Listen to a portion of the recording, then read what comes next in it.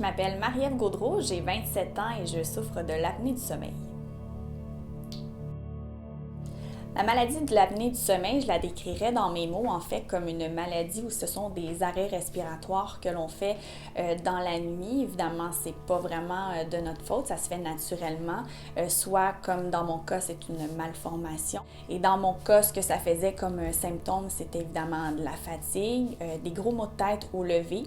Aussi, je peux avoir des symptômes qui ressemblaient à une dépression parce qu'à un moment donné, quand on manque de sommeil, bien on est de mauvaise humeur, on a envie de pleurer tout le temps, on n'a pas le goût de rien faire parce que la fatigue nous rattrape. Les équipements que j'ai besoin pour l'apnée du sommeil, tout d'abord, il y a un CPAP. C'est une machine carrée à peu près, pas très grosse, qui requiert aussi un tube d'à peu près 6 pieds de long pour pouvoir, bien sûr, tourner comme on veut dans le lit. Et ensuite, il y a un masque qui est au visage. Les embûches, il y en a des financiers. Entre autres, j'ai déposé une pétition avec le député de Bordua à l'Assemblée nationale pour demander que la RAMQ paie en partie ou en totalité les coûts reliés à l'apnée du sommeil. Quand on parle d'équipement, bien c'est la machine qui, à la base, coûte entre 2 000 et 2 500 $. Il y a aussi les masques, donc ça, il y en a des différents, mais ça, à la base, c'est entre 200 et 300 $. Et là, ça ajoute aussi le tube qui est 75 $. Et on peut avoir le bac pour mettre l'eau, pour pouvoir avoir l'oxygène qui est un autre 45 $. Et peut s'ajouter d'autres équipements suite à ça pour l'apnée du sommeil. Donc, c'est très, très, très dispendieux. Et l'affaire, c'est que c'est important dans notre vie d'avoir ça si on veut avancer, si on veut être reposé. Et des fois, certaines personnes ne sont pas capables d'assumer ces coûts-là. Donc, c'est très, très, très difficile. Des stéréotypes, il en existe plusieurs autour de l'apnée du sommeil. Même moi, j'en avais. Quand on m'a dit on va faire un test là-dessus, on va voir si t'en fais. Je suis allée lire là-dessus.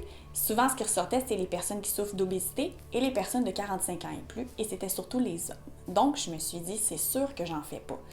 Quand on me l'a annoncé, j'ai été la première surprise, et encore aujourd'hui, quand je dis à des gens que je fais de l'apnée du sommeil, la réponse c'est « Ah oui, mais t'as pas, me semble, le poids qui va avec ça, t'as pas l'âge qui va avec ça, mais effectivement, j'en fais. » Quand j'ai rencontré l'inhalothérapeute, une de mes premières questions, ça a été de lui demander quand est-ce que je vais guérir.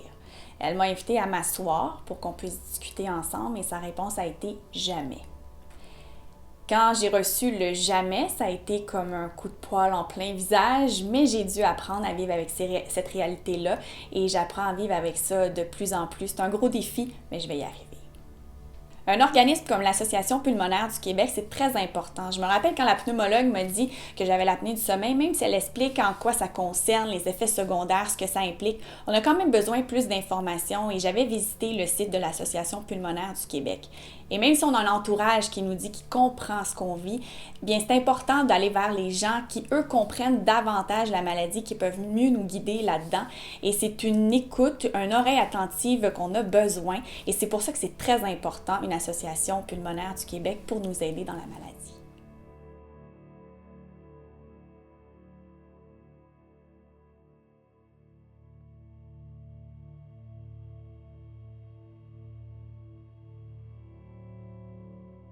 Bonjour, je me nomme Anissa, j'ai 29 ans et je suis atteinte de fibrose kystique. La fibrose kystique, c'est une maladie incurable dégénérative qui atteint les poumons, le foie et le pancréas.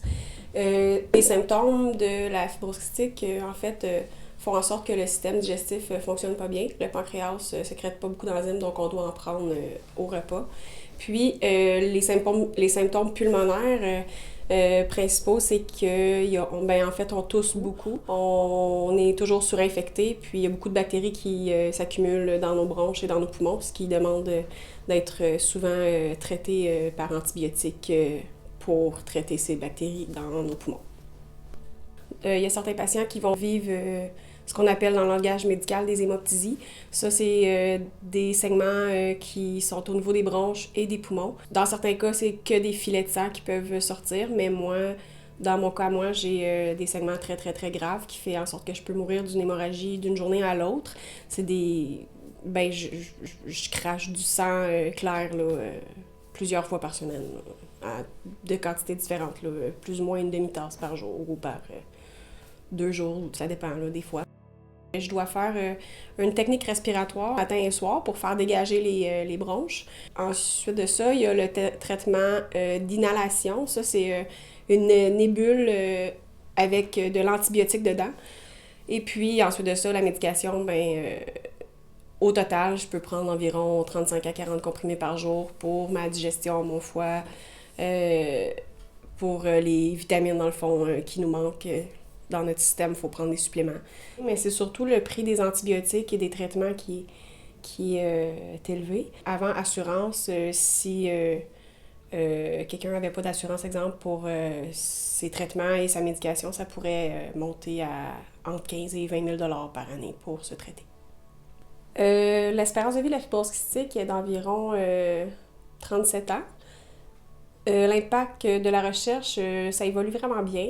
De ce que moi je connais, ça a évolué d'environ 15 ans en 15 ans. J'ai beaucoup espoir qu'ils vont peut-être sortir un traitement curatif un jour. Je connaissais pas la PQ avant dernièrement. Je pense que ça peut apporter beaucoup aux gens qui sont atteints aussi d'une maladie pulmonaire, mais aux familles et aux amis qui sont concernés aussi. On n'est jamais assez informé de ce qui existe. Je pense que c'est une bonne idée que la PQ s'investisse pour aider les gens qui sont dans des difficultés. Là. Pour moi, m'impliquer, c'est de la visibilité supplémentaire que je donne. Ça me permet de donner un sens à la maladie en m'impliquant. Et puis, ça me permet d'aller chercher le plus possible de changements positifs pour les patients qui sont atteints de cette maladie-là.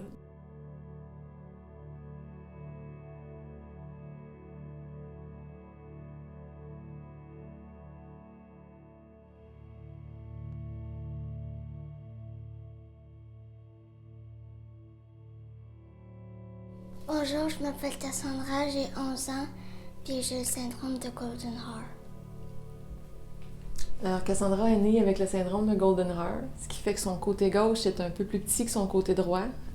Ça fait aussi que juste la moitié du cœur gauche fonctionne pas. Puis son poumon est en fer à cheval, donc elle a la capacité, puis il est mal formé, donc la capacité pulmonaire est diminuée beaucoup. Cassandra a attrapé un influenza à l'hôpital à l'âge de 6 mois. À cette époque-là, elle a dû être transférée aux soins intensifs pendant 2 mois. Ils l'ont mis sur un coma médicamenté. Elle était intubée.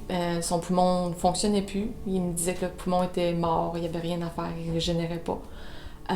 Ensuite, à l'âge de 8 mois, Cassandra, on avait lâché les médicaments un peu, puis la réveillée un petit peu. Elle s'est extubée elle-même. Ensuite, on a fait les derniers sacrements à l'hôpital. On m'a dit que c'était une question d'heure. On est allé 2 semaines encore à l'hôpital. Ensuite, j'ai demandé qu'elle soit de la sortir de l'hôpital parce qu'on voulait qu'elle vienne mourir à la maison. Elle n'avait jamais connu la maison à cette époque-là encore. Et puis 3 mois après que j'ai sorti de l'hôpital, on est retourné pour un rendez-vous. Puis les cardiologues m'ont dit, et les pneumologues m'ont dit que son poumon était guéri. Personne ne sait comment c'est arrivé. Personne ne s'attendait à ce qu'elle se rende jusque-là, puis on est rendu là maintenant, puis tout va super bien. Quand on m'a appris qu'il n'y avait plus rien à faire, que Cassandra, son poumon, il était mort. Techniquement, il m'avait dit qu'il n'y avait plus de chance, il n'y avait plus rien à faire, il fallait l'extuber. C'est très difficile. C'est la pire chose, je pense, pour un cœur de maman, de se faire dire que son enfant, il n'y a plus rien à faire, il n'y a plus d'espoir, c'est fini. Puis heureusement, Cassandra est très forte, puis elle aura prouvé que non, c'est pas vrai. Moi, j'ai pas fini, j'ai d'autres choses à faire ici, puis je veux rester encore. Maintenant, ça va beaucoup mieux, Cassandra. Côté cœur, tout est beau. Par contre, le poumon, il est encore fragile. Elle a tendance à faire des pneumonies. On fait des crises d'asthme aussi, des crises de toux. Donc, ça peut durer 1 semaine. Des fois, on peut aller à l'hôpital, le taux d'oxygène baisse, ça prend de l'oxygène, ça prend des pompes, ça prend beaucoup de traitements. Des fois, je peux passer 1 semaine à l'hôpital pour des crises d'asthme ou des pneumonies.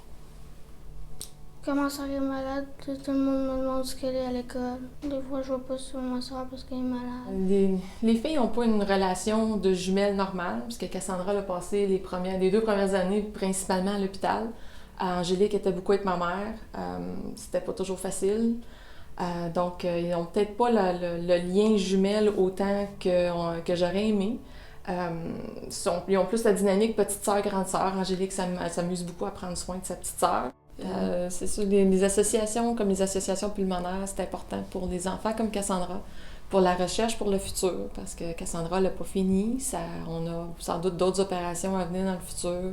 On parle souvent des maladies cardio-pulmonaires avec les adultes, les personnes âgées, puis on présente peut-être pas toujours assez souvent le visage plus jeune de la maladie pulmonaire. Il y a beaucoup d'enfants qui souffrent d'asthme et de différentes maladies pulmonaires, puis c'est important de sensibiliser la communauté, de voir qu'on a beaucoup d'enfants qui sont malades, qui ont besoin de ça. J'espère que les recherches vont s'améliorer pour que les enfants comme moi survivent, pour que les docteurs trouvent plus de manières pour que les enfants vivent plus longtemps.